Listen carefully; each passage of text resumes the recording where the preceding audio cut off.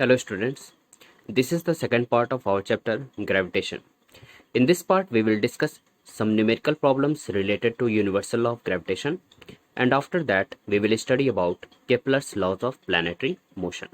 So first let us start with some problems.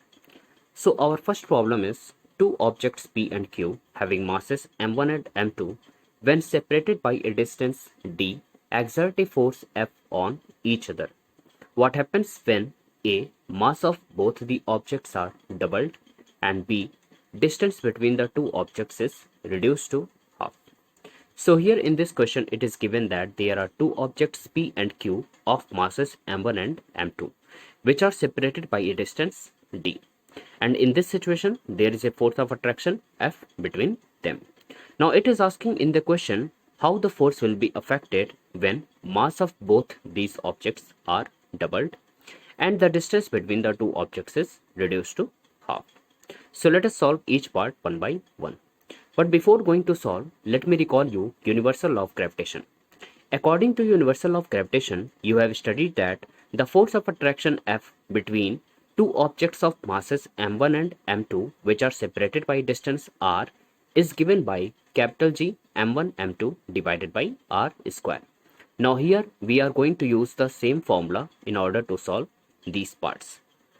So here in this question we can write the force F between two objects P and Q of masses m1 and m2 which are separated by distance d is given by F equals to capital G m1 m2 by d square. Let us say this is the equation number 1. Now in first part it is given mass of both the objects are doubled. It means the mass of the objects P and Q are going to change by 2m1 and 2m2 instead of m1 and m2. Now if mass of both the objects P and Q is doubled, that is 2m1 and 2m2, then the force will also going to change. Let us say in this situation the force will become F dash. Now we can write the value of F dash in the same manner just by replacing m1 and m2 in equation 1 by 2m1 and 2m2. So let us write F dash equals to capital G 2m1 into 2m2 divided by d square.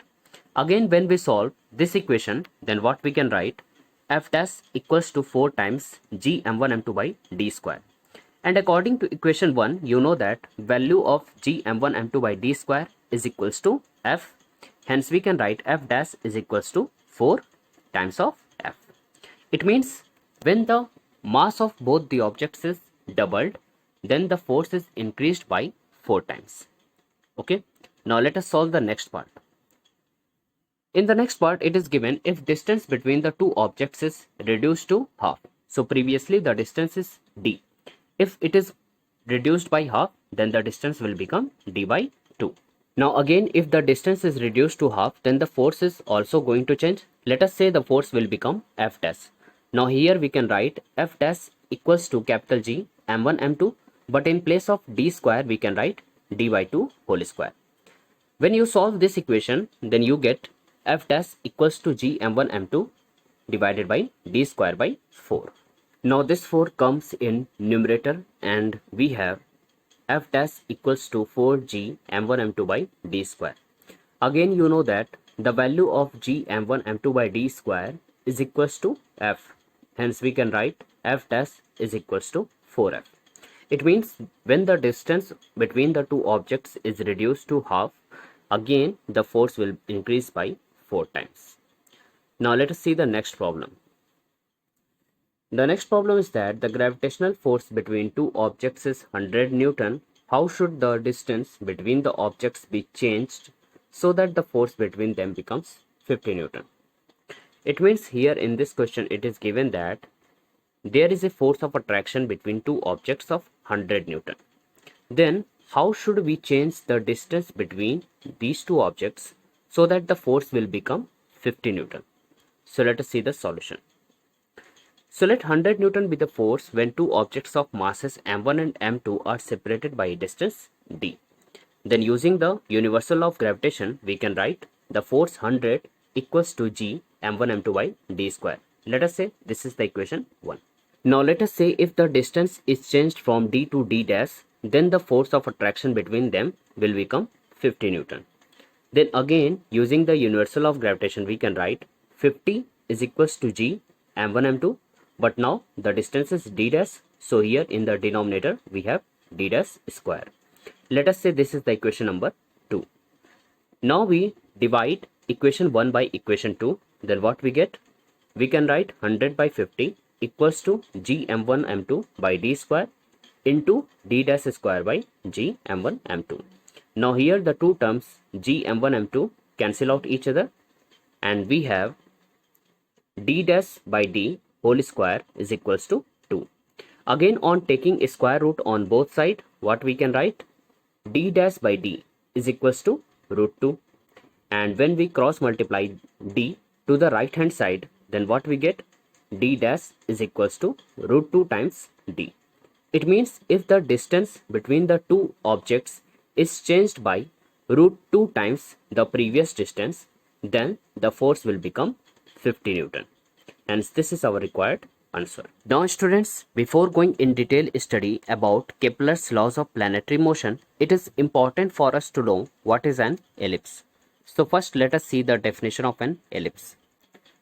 So an ellipse is defined as the collection of all points in a plane such that the sum of distances of each point from two fixed points in the plane is constant.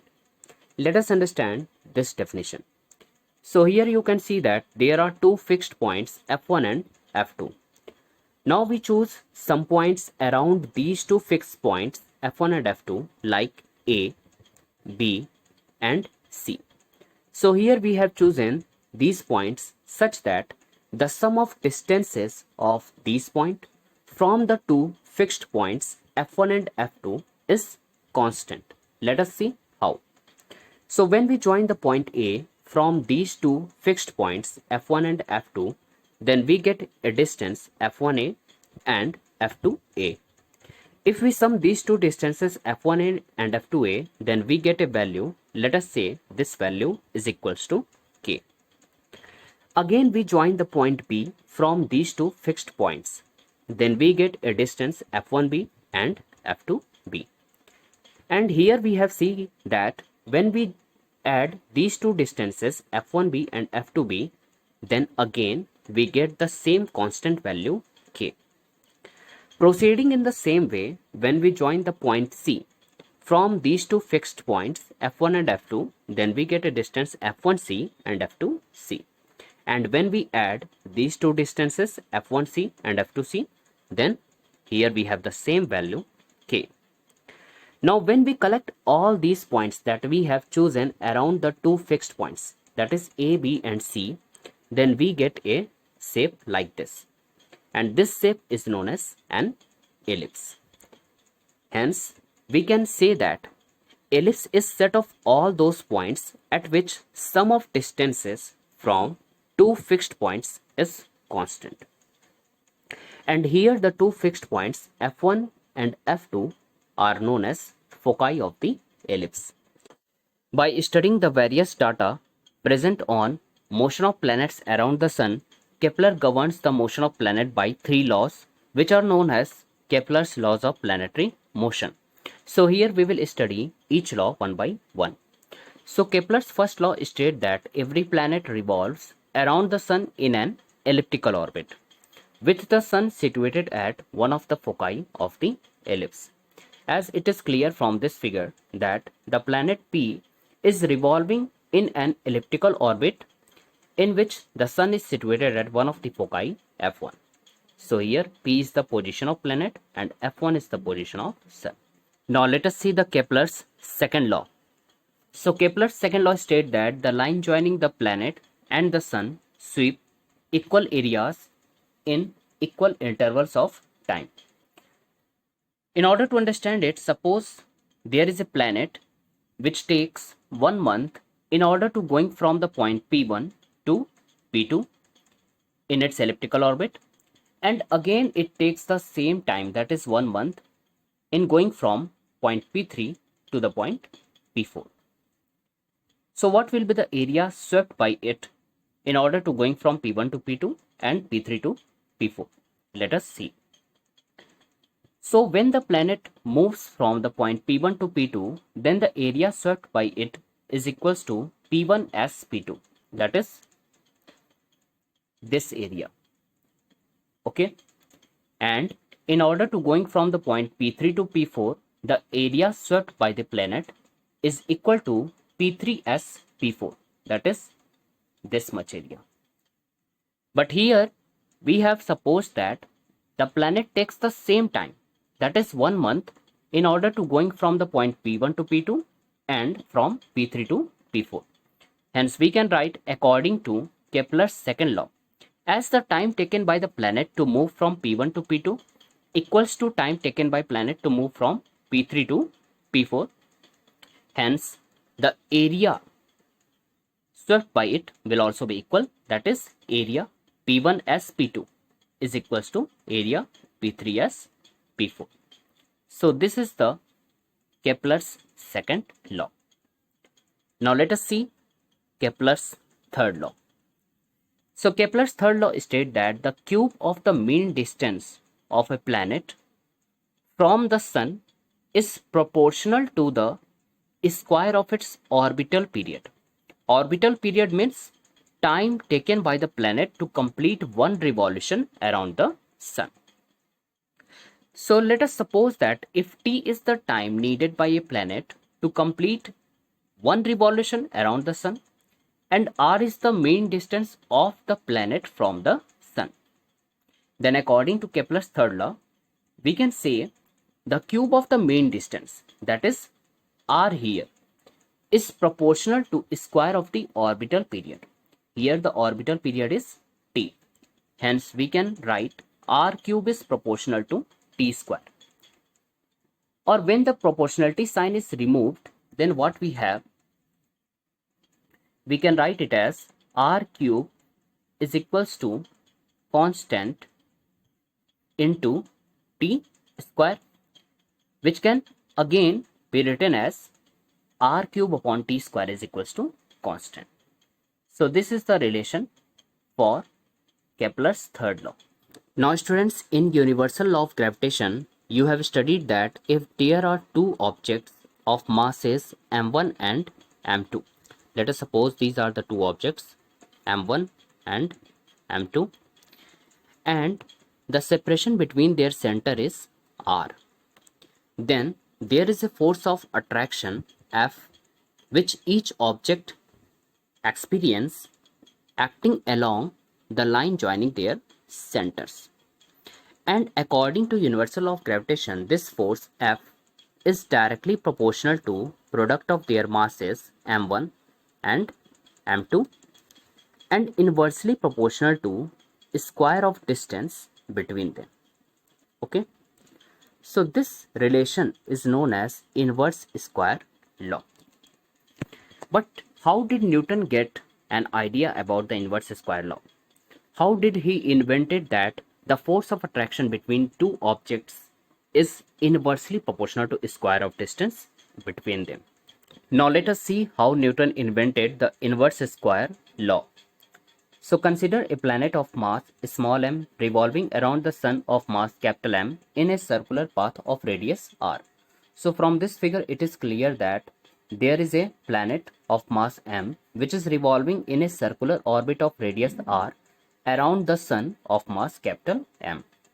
Suppose v is the orbital velocity of the planet, means the velocity with which the planet is revolving around the sun, and capital T is the time required by it to complete one revolution around the sun. Then we can write velocity of the planet, that is v, equals to distance traveled divided by time taken. Now here the distance traveled by the planet in order to complete one revolution of this circle is equals to circumference of the circle, that is 2 pi r, and the time taken by the planet to complete one revolution is capital T. Hence we can write velocity v is equals to 2 pi r divided by capital T. Let us say this is the equation 1. Again here the factor 2 pi is a constant. Hence we can say the velocity of the planet only depends on the radius of the circular orbit and the time taken by the planet to complete one revolution around the sun. So we can write V is proportional to R divided by T. Again, when we square on both sides of this expression, then what we get? V square is proportional to R square by T square. Now students, what we do? We multiply as well as divide the right hand side of this expression, that is R square divided by T square by R. So let us see. Multiplying as well as dividing the right hand side by R, we get V square is proportional to R square by T square into R divided by R. So when you multiply this, then what you get? R square into R comes out to be R cube, and in the denominator we have T square R. Again here you can see that there is a term R cube divided by T square. And according to Kepler's third law, you know that R cube by T square is a constant. Hence, this expression can also be written as V square is proportional to 1 by R, because R cube by T square is a constant. Okay. Now, we know that centripetal force, that is capital F, required to keep the planet in a circular orbit is given by F equals to mv square by R. Here again, the mass m is a constant, hence we can say F is proportional to V square by R. So we can write F is proportional to V square divided by R. Let us say this is the equation 3. Now here you can see that this is the equation 2 in which the value of V square is given, which is proportional to 1 by R, and this is the equation number 3. Equation 3 can also be written as F is proportional to V square into 1 by R.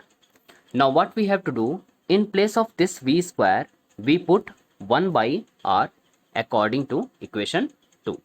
So let us see. So putting the value of V square from equation 2 in equation 3, we get F is proportional to 1 by R into 1 by R, which comes out to be F is proportional to 1 by R square, which is inverse square law. So students, you have seen that Newton invented the inverse square law with the help of Kepler's third law of planetary motion, that is, cube of the mean distance of a planet from the sun is proportional to the square of its orbital period. So thank you students. In the next part of our video, we will see what is free fall, acceleration due to gravity, and also derive an expression for acceleration due to gravity. Thank you.